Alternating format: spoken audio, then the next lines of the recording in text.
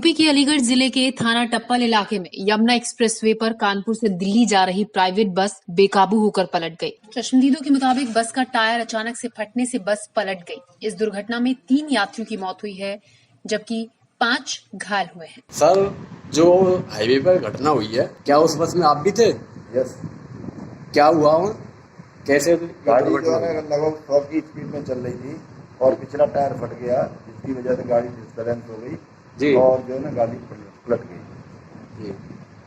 तो उसमें कितने लोगों की चोट आई होगी या कितने लोगों की डेथ हुई है उसमें? डेथ है मेरे को वैसे क्लियर नहीं, लेकिन अप्रॉक्स 3-4 लोगों की मौत हो गई है और जो है घायल तो बहुत सारे लोग हैं। बहुत लोग हैं। जी हाँ। ये किस टाइम की घटना थी सर? सुबह 5:30 बजे। सुबह 5:30 बजे की। आप कहाँ से आ रहे थे, कहाँ जा रहे थे? जी, मैं जो है दिल्ली जा रहा था जी और मैं पीछे से जो है कानपुर से आ रहा था। जी जी। बस कानपुर से यात्रियों को लेकर दिल्ली जा रही थी।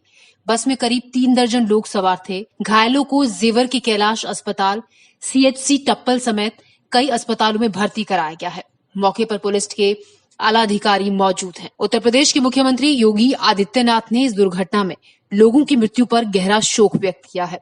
उन्होंने दिवंगत आत्मा की शांति की कामना करते हुए मृतकों के शोक संतप्त परिजनों के प्रति अपनी संवेदना व्यक्त की है और इस हादसे में घायल हुए लोगों का उपचार कराने के निर्देश दिए हैं। Bureau report. भारत में अब हर रोज कोरोना के 70 से 80 हजार नए मामले सामने आ रहे हैं। यही रफ्तार रही तो नवंबर में भारत दुनिया का सबसे ज्यादा संक्रमण वाला देश हो जाएगा। भारत के लिए अच्छी बात ये है कि रोजाना बढ़ने वाले केसेस में करीब 30 से 35 हजार की कमी आई है। एक समय था जब हर दिन 90 से 97 हजार मामले सामने आ रहे थे। अब ये घटकर 70 से 80 हजार हो गए हैं। स्वास्थ्य मंत्रालय के शुक्रवार सुबह जारी किए गए आंकड़ों के हिसाब से भारत में पिछले 24 घंटों में कोरोना वायरस के 70,496 नए मामले सामने आए हैं, जिसके बाद कुल मामलों की संख्या 69,06,151 हो गई है। देश में फिलहाल 8,93,592 एक्टिव केसेस हैं, जबकि 59,06,069 लोग इस बीमारी से उबर चुके हैं।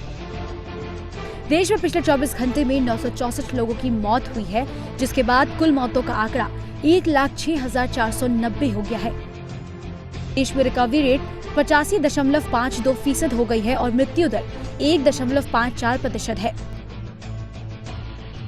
राज्यों की बात करें तो महाराष्ट्र अब भी कोरोना वायरस से सबसे ज्यादा प्रभावित राज्य बना हुआ है। यहाँ अब तक 14,93,884 मामले सामने आ चुके हैं और 39,430 मौतें हो चुकी हैं। इसके बाद आंध्र प्रदेश, तमिलनाडु, कर्नाटक, उत्तर प्रदेश और दिल्ली का स्थान है। Indian council of medical research यानी कि ICMR के मुताबिक भारत में एक दिन में 11,78,705 सैंपल्स की जांच की गई है।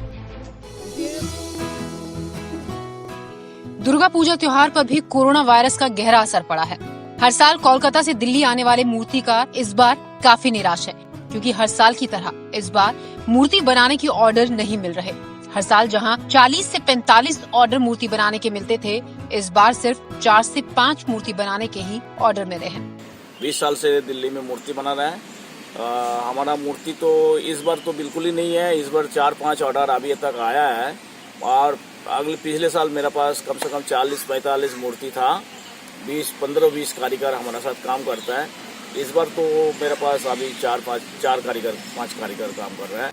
कोरोना की वजह से इस बार दिल्ली में दुर्गा पूजा पंडाल नहीं लगेंगे, केवल कुछ जगहों पर ही पंडाल लगेंगे, जिसकी वजह से मूर्तिकारों के पास काम ही नहीं है। उन्हें आर्थिक तंगी का सामना करना पड़ रहा है। खाने पीने के पैसे का जुगाड़ भी मुश्किल से हो रहा है। कोरोना वायरस का दिक्कत में इतना फंस गया, हम लोग का बड़ी मुश्किल हो गया।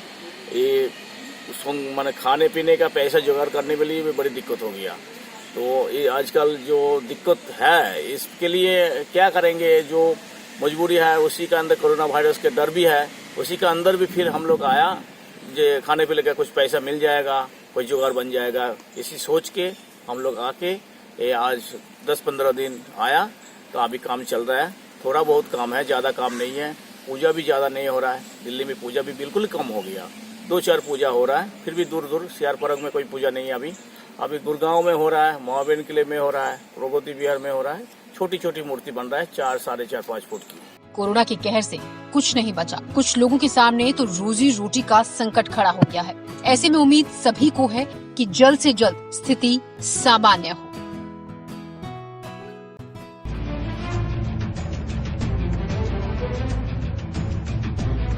भारतीय वायुसेना आज अपना 88वां स्थापना दिवस मना रही है। इस मौके पर गाजियाबाद के हिंडन एयर बेस पर वायुसेना ने अपनी ताकत का प्रदर्शन किया। Chief of defence staff general Bipin Rawat भी गाजियाबाद के हिंडन एयरफोर्स स्टेशन पहुंचे। वायुसेना प्रमुख आरकेएस भदौरिया ने यहां सबसे पहले गार्ड ऑफ ऑनर का अभिवादन किया। वायुसेना दिवस पर सबसे खास राफेल था। ये पहली बार है जब राफेल को कार्यक्रम में शामिल किया गया। राफेल लड़ाकू विमान के अलावा सूर्य किरण टीम ने आसमान में अपने करतब दिखाए। राफेल के साथ 3 फॉर्मेशन में जागुआर लड़ाकू विमान भी रहे, जिन्होंने आसमान में उड़ान भरी और अपने पंख पसार कर सभी को अचंभित कर दिया। राफेल के तुरंत बाद देसी विमान तेजस ने आसमान में अपना दम दिखाया। इनके अलावा सुखोई में ग्लोबमास्टर अपाचे चीनूक हेलीकॉप्टर ने भी आसमान में अपनी ताकत दिखाई। इस मौके पर वायुसेना प्रमुख ने कई वायुवीरों का सम्मान किया, जिनमें वो जवान भी शामिल हैं जिन्होंने बालाकोट में एयर स्ट्राइक की थी।